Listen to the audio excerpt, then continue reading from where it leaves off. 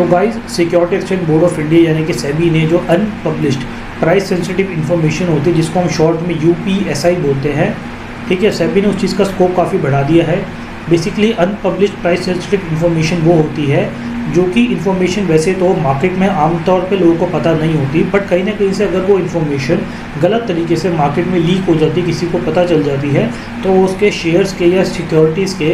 Buying and selling decision को influence कर सकती है, ठीक है। सेबी ने इसकी डेफिनेशन को और ज़्यादा एक्सपैंड करते हुए कुछ इसमें पॉइंट्स को एडिशनली एडअप किया है। हम उन पॉइंट्स के बारे में बात करते हैं। सेबी ने बोला कि कोई भी अगर एग्रीमेंट किसी शेयर होल्डर के बीच में हो रहा है, किसी जॉइंट वेंचर फर्म के बीच में हो रहा है, या किसी फैमिली में कोई किसी चीज़ की सेटलमेंट हो रही है, जो उनके प्रमोटर्स है उसकी वजह से अगर मैनेजमेंट का कंट्रोल और उसका इंटरेस्ट इफेक्ट होता है तो उसको यूपीएसआई में माना जाएगा, ठीक है। कोई भी अगर डेवलपमेंट हो रही है कॉर्पोरेट इंसॉल्वेंसी रेजोल्यूशन प्रोसेस में किसी कंपनी के अगेंस्ट, अगर वो इनिशिएट होता है, अप्रूव होता है या फिर डिसअप्रूव होता है, तो उसको भी यूपीएसआई में माना जाएगा।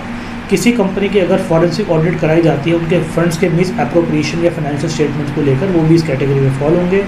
कोई कंपनी का फंड रेजिंग का प्लान बना रही है तो वो भी इसमें आएगा। किसी कंपनी ने अगर रिस्ट्रक्चरिंग प्लान डेवलप किया है या फिर बैंक से वन टाइम सेटलमेंट करी है या फिर फाइनेंशियल रिस्ट्रक्चरिंग करी है, वो भी आपके यूपीएसआई के डेफिनेशन में इंक्लूड किया जाएगा। अगर किसी फर्म पर किसी रेगुलेटरी बॉडी द्वारा एक्शन हुआ या फिर कोई जुडिशियल एक्शन किसी फर्म या फिर उसके किसी की मैनेजरल पर्सन के थ्रू